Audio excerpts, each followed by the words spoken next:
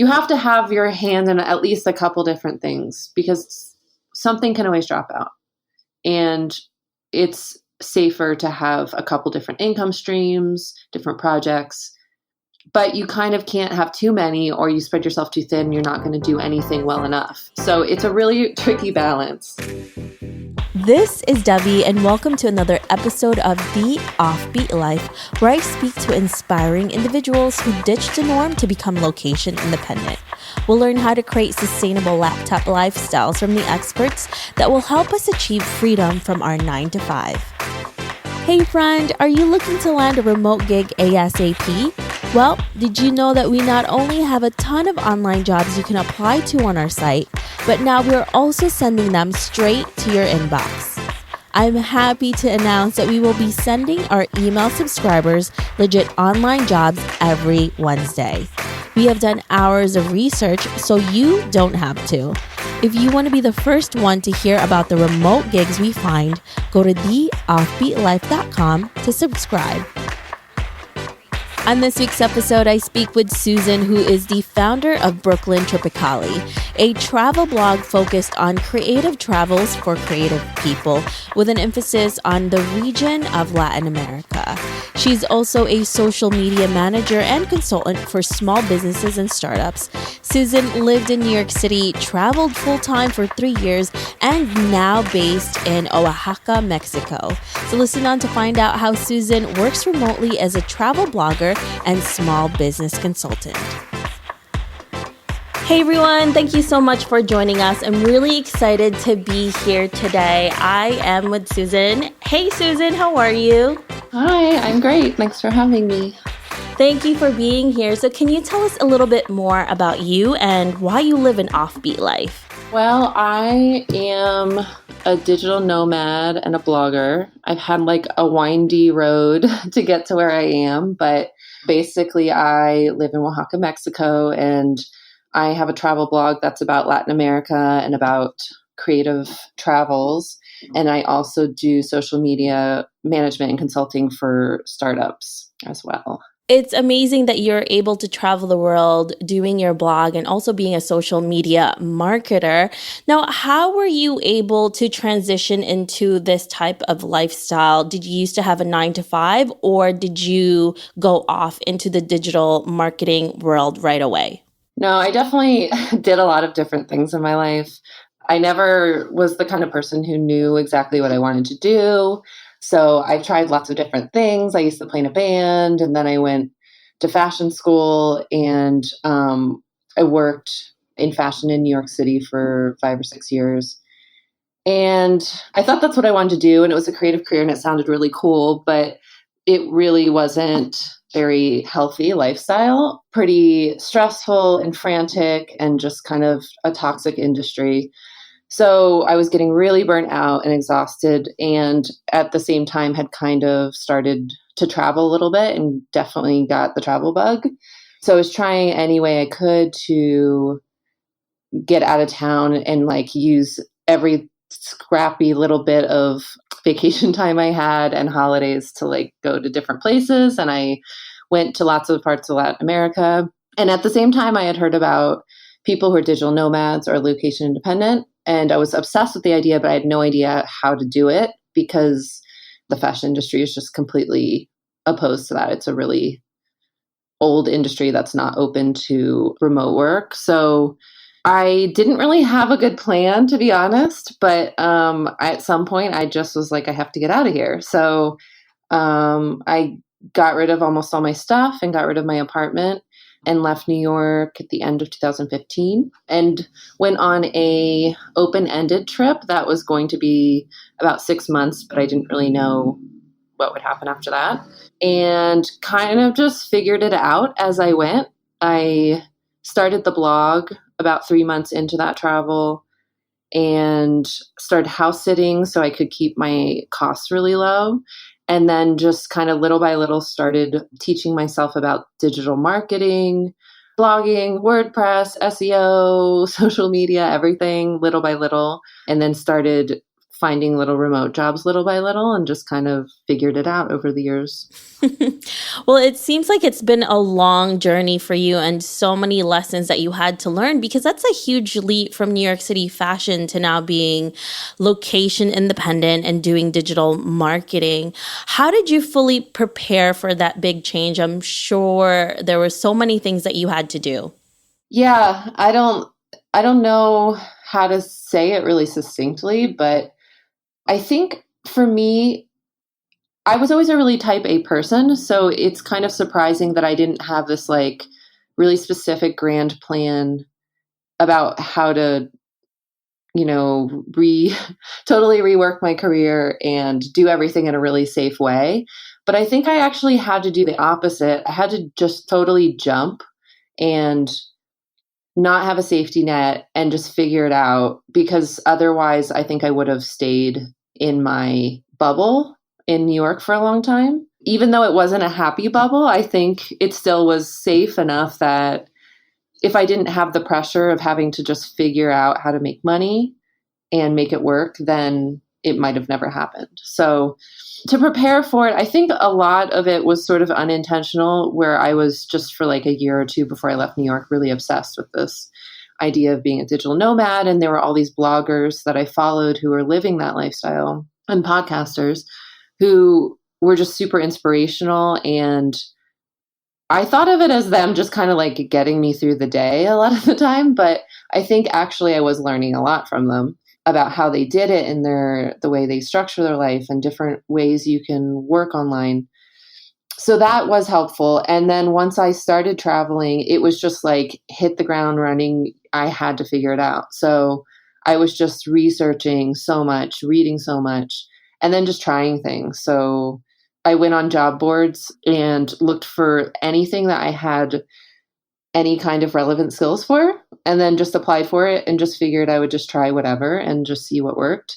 And I think that was actually really good because it gave me a lot of different experiences to see what I liked the most and what I was the best at, and also what pays better. So that it was a really good learning experience to just try all these little things. Like I did writing and content creation, and I did customer service for like a dating website and just all these random things that even if I don't do those for the rest of my life, they were still really good learning experiences. And also just things that got me really comfortable working with clients and working on temporary jobs and figuring out how to like manage my life and my finances and all that stuff.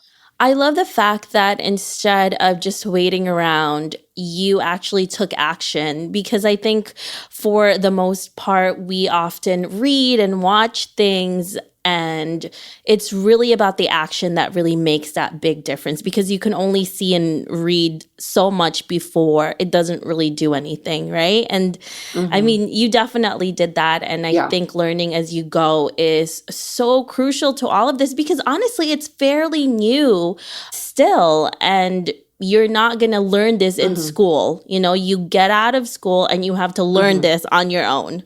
I mean, it really is true. It's like the Wild West. It's all new. And I mean, I think it is kind of crazy the way I did it because like I said, I was a really like A, B, C, D type A methodical person.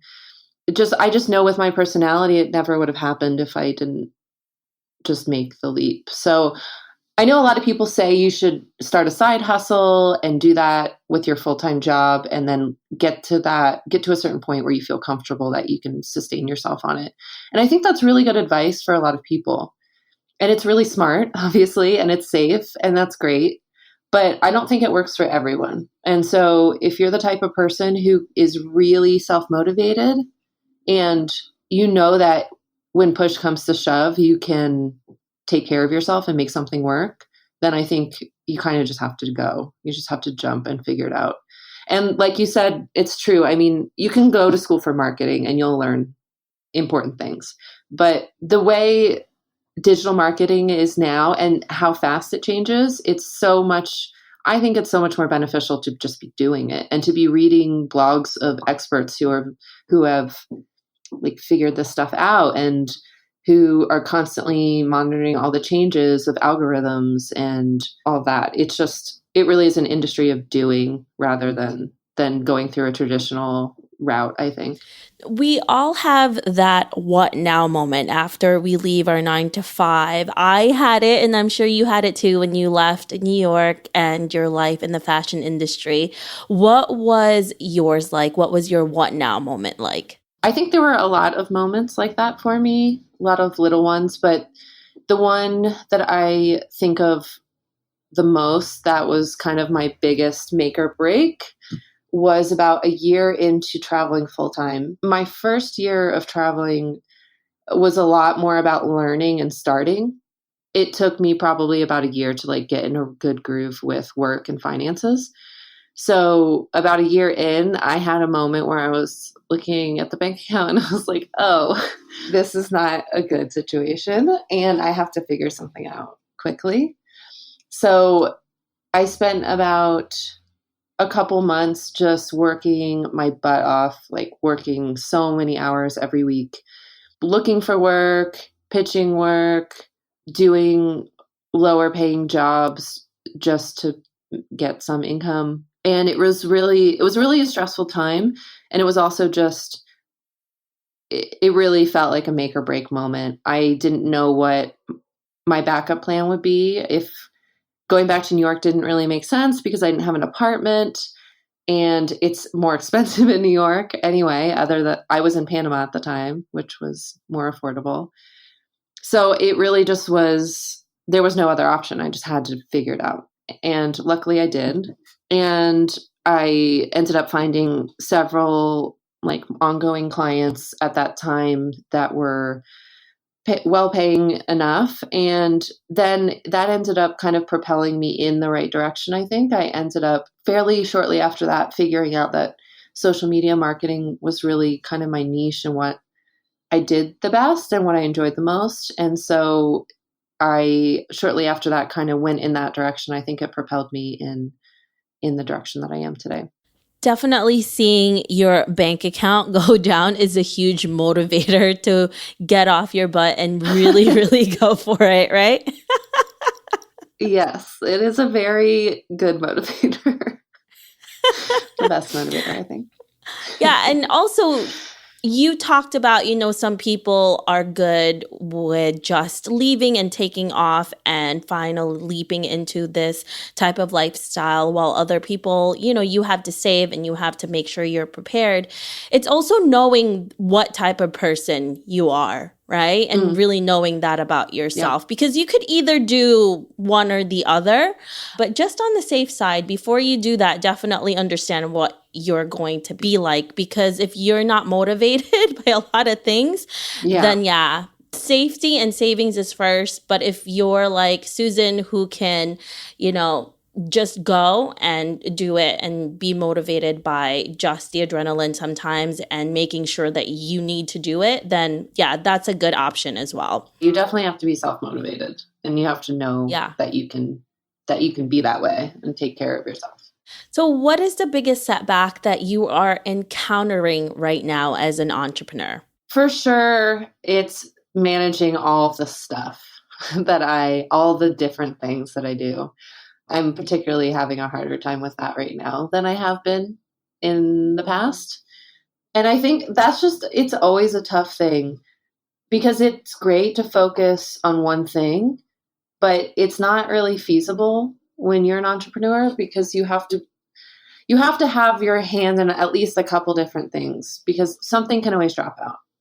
And it's safer to have a couple different income streams, different projects, but you kind of can't have too many or you spread yourself too thin. You're not going to do anything well enough. So it's a really tricky balance that I never feel like I fully master. Like sometimes I get better at it. And then with various clients and projects, it gets harder. So right now, I just feel like I have so many things that I want to do. And I have a lot of new ideas I'm really excited about. And I'm just really trying to find the time for everything. So finding balance is always the hardest thing for me. It's always so many things. I think our eyes are bigger for the most part, right? Than anything else, than our time and Hmm. everything. Because I have this too. I have the shiny object syndrome, and I get really excited about something and realize, oh my gosh, that takes a Hmm. lot of time and effort and probably needs so much more of the time that I can't afford to give right now because you have so many other things that you're taking care of in your business. So beware of that because that will happen to all of us for sure. What is your secret sauce for making your business and work successful and be really right for you?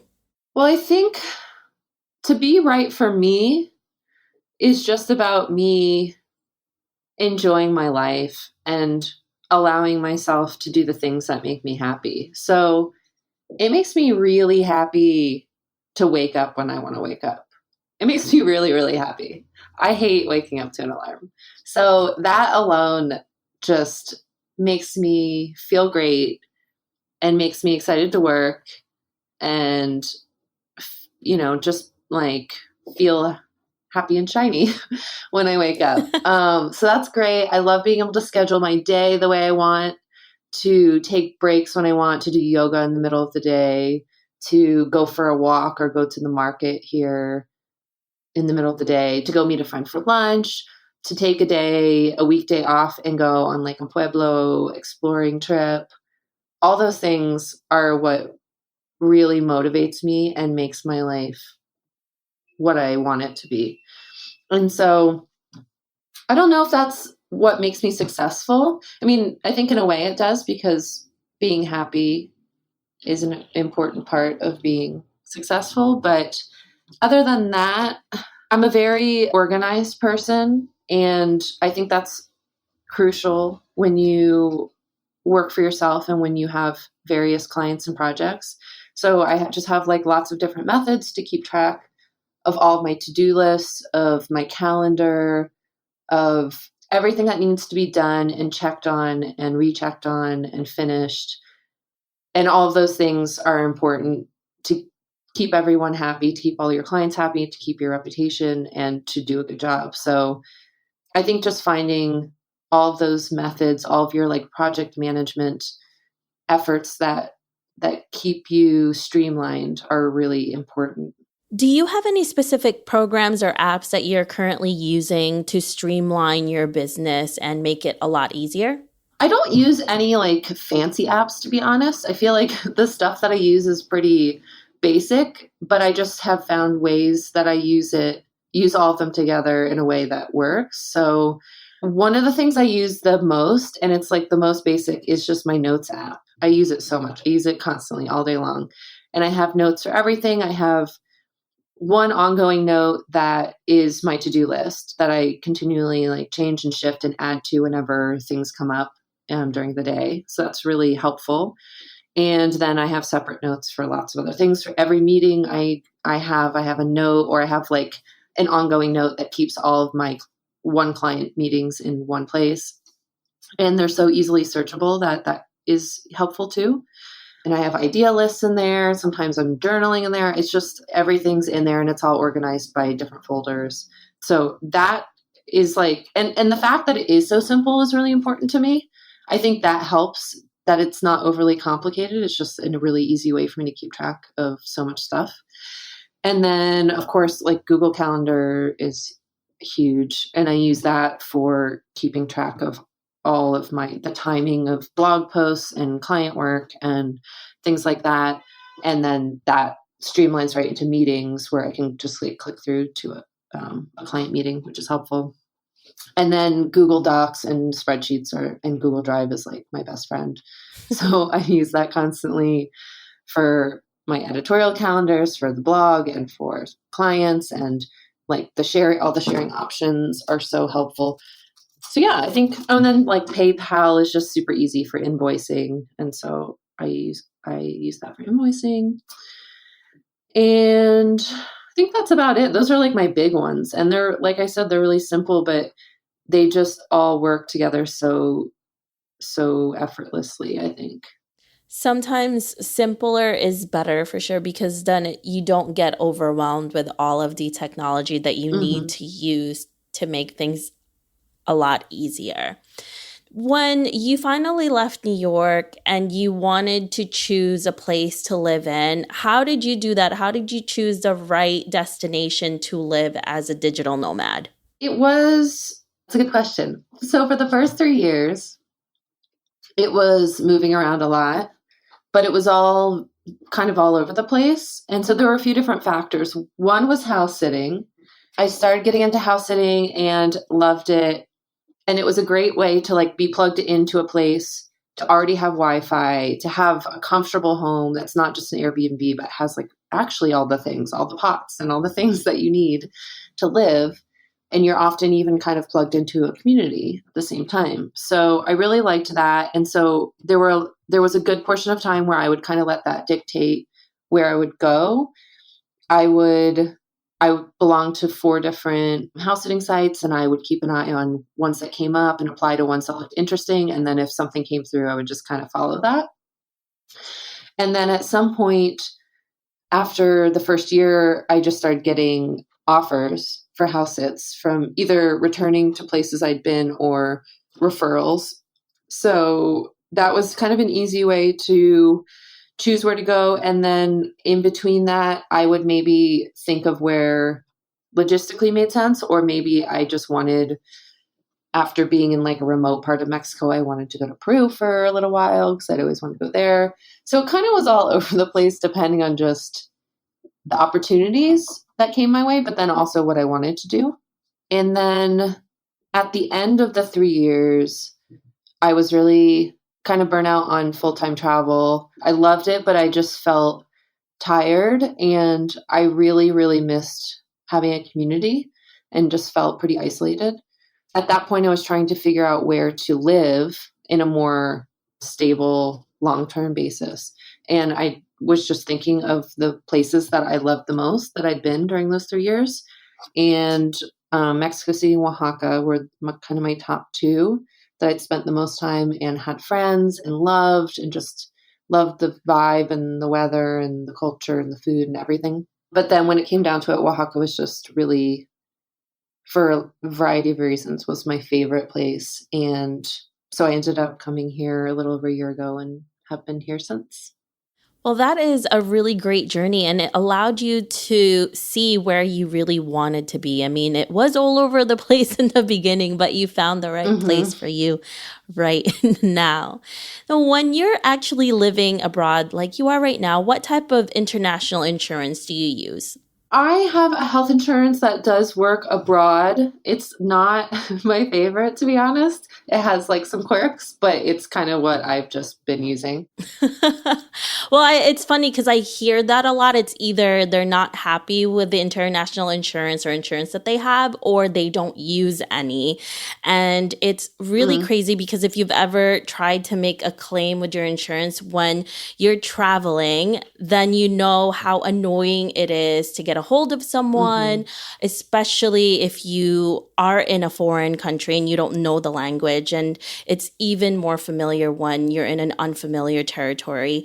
Well, that's why I'm really glad that I was able to partner with Integra Global, because you can manage your claims with their app. So it makes it so much easier. And they have so many things that they can give you and so many help from that. They're all over the world, so they're so easy to get a hold of.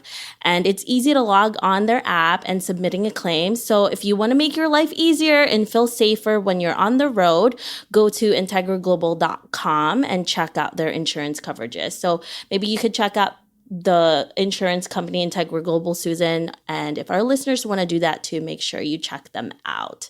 So now, Susan, let's talk about how you were able to save money before setting off to be location independent. How were you able to do that, and how were you able to budget to make it last? Yeah, I didn't touch on that, but I did save a lot before I left. And that was what made it possible for me my first year to have that time to learn things and to be able to kind of build up client work. So I just worked a lot, to be honest, when I was in New York. I transitioned to be freelance the year before I left, which actually benefited me because I ended up making more money, which was great. So I And I also was able to take on more hours and work hourly. So I just worked as many hours as I possibly could. And it worked out that the fashion company I was working with needed a lot of help. So I worked long hours. I took work home and worked at home. So a lot of the time I felt like I was working like almost every waking hour, which honestly was not healthy. But it was a short-term goal and I knew I was going to be leaving. And so I could kind of make it work mentally for me to just get through this time period and work as much as I could. And the nice thing too about New York is the cost of living is high, which also means the pay is usually on a more higher cost of living side. And then I was going to places that were on a lower cost of living. So I was able to save a lot of money right before I left, working a lot. And then after I left, like I mentioned, I was house sitting a lot the first year. And when you're house sitting, you're not paying any rent. So that's hugely helpful. And you can live in a home and you can buy groceries and cook and generally just keep your costs really low. So I did that a lot. And then one of the tools that was the most helpful for me, and I still use, is an app called Trail Wallet. And it's a budgeting app specifically designed for travel. And it's really simple, which again, I think is a theme for me. I really appreciate tools that are really simple to use. Otherwise, I'll just find them overwhelming or annoying. So this Trail Wallet, you can just enter in everything that you spend during the day. And there's like a couple different categories so you can keep yourself organized and see what you're spending on food versus rent versus entertainment, things like that. And then it will tell you your average, your daily average. So I always kind of had in mind what my daily budget should be. And I would adjust that depending on where I was. So if I knew I was going to Europe, I knew that my daily and my monthly budget was going to have to be higher versus if I was going to be in Guatemala or something like that. So that just helped me stay on track every day, keeping an eye on that, knowing if I was like completely blowing my budget or not. And I still use it now to just stay on budget. Even when I'm not traveling, I still just think it's a really helpful and easy budgeting app. So that has been a huge help for me. Yeah, those budgeting apps are honestly lifesavers because otherwise I don't know what's coming in and out. I'm really bad with that sometimes, so I definitely agree with you on that one, Suzanne. Let's fast forward to 50 years from now and you're looking back at your life. What legacy would you like to leave and what do you want to be remembered for? That's a good question. I mean, I think one thing that I'm hugely passionate about is Latin America and Mexico. And I think that this part of the world is really misunderstood and the media really portrays it badly, especially in the US. And it's something that really frustrates me because it's such a gorgeous part of the world. The culture is amazing. The people are like so wonderful and warm, and people are just scared of it. And so a huge motivator for me with my blog is to try to educate people and show them what it really is like here and to help them see a more well-rounded view of Mexico and of Latin America, to see what everyday life is and to not just have this like gritty idea that the news is showing them. So I would love if my blog could help spread awareness of how beautiful this part of the world is and how much you can learn and experience and grow and connect with people here. Yeah, and one motivator when I created my blog also, it was a very selfish motivator, but I was just really burnt out as a creative person in New York, working in a creative industry. And the pressure to always have new ideas and inspiration while working 60-hour work weeks and barely having vacation and not having a balanced life was really hard. So one of the reasons that travel was so important to me was that it was really like feeding my soul and what I was missing. So anytime I would leave and go to Guatemala or Costa Rica or Mexico, I just felt all this renewed inspiration and creativity, and it just felt like the world opened up for me. And so I wanted to be able to have a platform to show people how they can visit these places and travel to these places in a way that's not just, going to like the big tour spots and checking them off their list, but actually understanding how these places can feed you and transform you, and learning from local artisans in these places, and seeing their traditions, and just kind of having like a renewed perspective on the world. And so I hope that my blog can be that at some point. That's kind of what my goal is. Well, there's a lot of things for you to definitely do right now because you're there. So that's really exciting. What are you working on today that is really exciting to you? Well, I haven't talked about this yet, but I'm really excited about it. And I'm working with a partner here in Oaxaca, and we are going to start offering retreats. And we're really early in the stages of planning, but I'm really excited about the direction that's going in. I think it's something I wanted to work on for a long time, but really wasn't sure about doing on my own for a variety of reasons. But I think our partnership will work really perfectly. And I just really want to show people all the things I love about Oaxaca, the creativity here, the traditions, all the things that make this a really special place and that have really fed me. So yeah, that's something I'm working on, and I'm really excited about sharing, and hopefully all the details will be developing in the next couple months.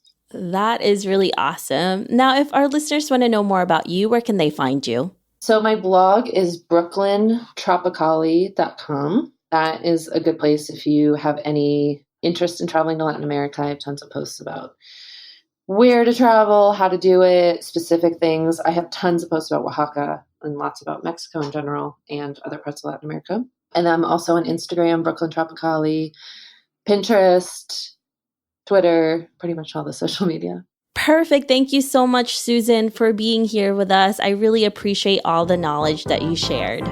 Thanks for having me. It was really great chatting with you. I hope you enjoyed this interview with Susan.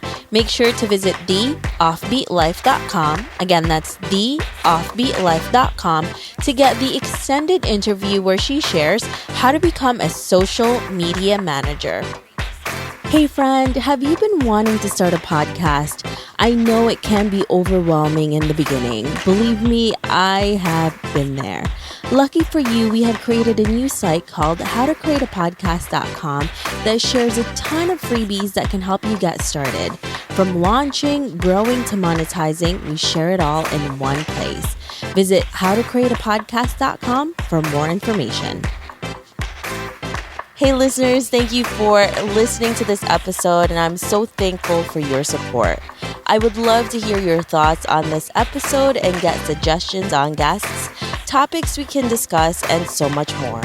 Feel free to reach out at hello@theoffbeatlife.com and let me know what you'd like to hear. If you like the show, don't forget to give us some love and review on iTunes. Thank you again for being a part of this journey, and I can't wait to hear how your location independent story will unfold.